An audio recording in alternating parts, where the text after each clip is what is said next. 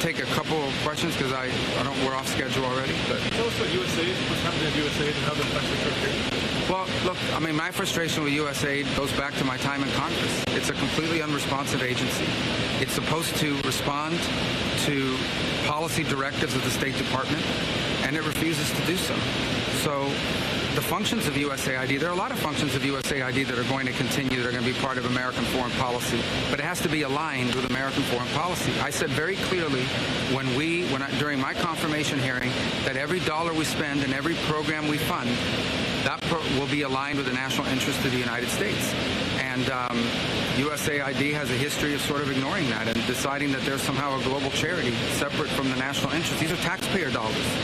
And so I'm very troubled by these reports that they've been unwilling to cooperate with people who are asking simple questions about what does this program do, who gets the money, who are our contractors, who's funded. And that sort of level of insubordination makes it impossible to conduct the sort of mature and serious review that I think foreign aid writ large should have. We're spending taxpayer money here. These are not donor dollars. These are taxpayer dollars. And we owe the American people the assurances that every dollar we are spending abroad is being spent on something that furthers our national interest. And so far, a lot of the people that work at USAID have just simply refused to cooperate. Are you currently in charge of USAID? I'm the acting director of USAID. I've delegated that authority to someone, but I stay in touch with him. And again, our goal was to go in and align our foreign aid to the national interest. But if you go to mission after mission and embassy after embassy around the world, you will often find that in many cases, USAID is involved in programs that run counter to what we're trying to do in our national strategy with that country or with that region. That cannot continue. USAID is not an independent, non-governmental entity. It is an entity that spends taxpayer dollars, and it needs to spend it, as the statute says, in alignment with the policy directives that they get from the Secretary of State, the National Security Council, and the President. And it's been 20 or 30 years where people have tried to reform it, and it refuses to reform. It refuses to cooperate. When we were in Congress, we couldn't even get answers to basic questions about programs. That will not continue. That's not going to continue. Elon Musk is called a terrorist organization. Do you believe that? I've articulated to you my challenges with it, and they go back to my time in Congress. Okay, we would ask them questions. Who does this program fund? Who gets the money? We won't tell you. We don't need to tell you. We're apolitical. Well, American foreign policy isn't apolitical. American foreign policy is to further the interest of the United States.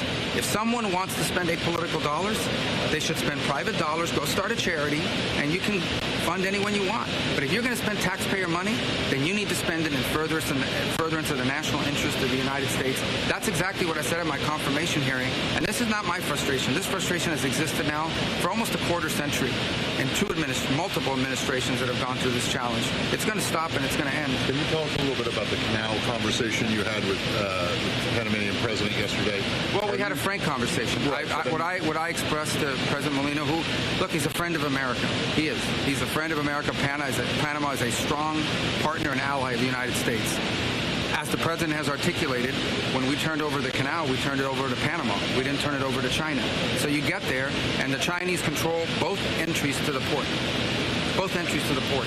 We have a treaty obligation to protect the canal if it comes under attack, but our Navy is paying fees to go through there. So I express frustration about those things, and again, I understand that it's a delicate issue in Panama. We don't want to have a hostile or negative relationship with Panama. I don't believe we do. But we had a frank and respectful conversation, and I hope it'll yield fruits and results in the days to come. But are you pleased or at least encouraged with his response about looking into this and especially? Well, he's made some announcements about the Belt and Road Initiative, which is good. I mean, they're the first country in Western and Latin America to end their relationship with Belt and Road. We do a lot of other things with Panama that go beyond just the canal. I mean, they've been a great partner on the slowing down the rate of migration on the Darien and coming across the Darien Gap and the like. So I think it was a good visit. Obviously, there's still more work to be done there, but I think it was a very good visit, and it was a worthwhile visit and a very respectful, and it was one that I think is going to achieve potentially really good things that assuage concerns we have. But time will tell. We'll see. But I felt good about it. What's your role in Mexico? The deal Mexico to pause. Can you talk about? Well, they're going to send 10,000. Yeah, they're going to send 10,000 border agents. The president's expressed his frustration with the flow of fentanyl, and illegal migration. So that's a good step. So the president, I think, has extended it by another month. And I wasn't on the call. My understanding, it was a good call with President Sheinbaum. And, we want to have a good partnership with Mexico. They'll always be our neighbor.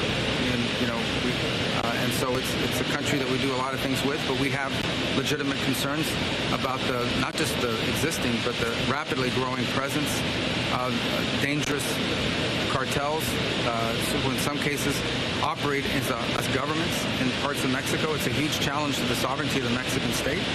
And so we seek to be good partners in that regard. I think deploying 10,000 National Guardsmen on the Mexican side from Mexican National Guardsmen is a very good sign. I'm not sure it resolves all the issues that were raised, because beyond that, there's some trade imbalance issues the president wants to address. Obviously you saw the result of that. Will you travel to Mexico? Will I travel to Mexico? I'm sure I will, but we're not planning to as part of this trip. Obviously, things can change on any moment, but right now I've been in touch with their foreign minister. We have started a pretty good relationship, and I'm sure we'll be talking or seeing them very soon, but it won't be, as of this moment, there's no plans for this trip. And I know some of you that are traveling with us want to know the answer, but we don't have any plans at this moment. Secretary, a lot of the money that USAID spends that's criticized as being charitable, I think you used that word, or welfare for poor countries. Defenders of USAID and some members of Congress say that it's in America's national interest, that it promotes stability or buys America goodwill overseas. So, what's your reaction to that? Do you think USAID does a lot of that work, but you have issues with some of the specific spending? Yeah, well, my issue, as I said, is there are things that that we do through USAID that we should continue to do, and we will continue to do. But everything they do has to be in alignment with the national interest in the foreign policy of the United States. And the attitude that USAID has adopted over the years is, no, we are independent of the national interest. We fund programs irrespective of whether it's aligned or not aligned with the foreign policy. That's ridiculous. These are taxpayer dollars. Every penny that we spend in foreign aid needs to be in furtherance and aligned with the national interest in the foreign policy of the United States. So this is not about ending the programs that USAID does per se. There are things that it does that are good, and there are things that it does that we have strong questions about. It's about the way it operates as an entity. And they're supposed to take direction from the State Department, policy direction. They do not. Not only do they not take policy direction, they're completely uncooperative. When you ask questions, when you try to go in and find out, okay, what does this program do? Who's getting the money? Why was this funded? Why are we doing this? Why aren't you coordinating with the embassy or the State Department? Their attitude is, we don't have to answer to you because we are independent. We answer to no one. Well, that's not true, and that will no longer be the case. And to who have you delegated the authority to? Thank you, press.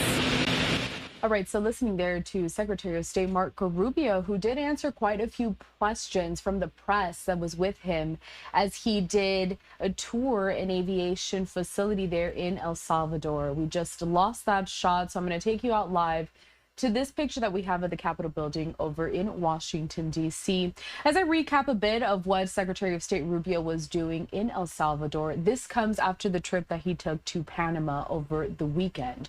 After he was in Panama, he went to El Salvador, where migration will again be a top agenda item. He also is set to go to Costa Rica, Guatemala, and the Dominican Republic on his first trip as Secretary of State after he was appointed to that position from President Donald Trump. We do want to step away for a brief commercial break.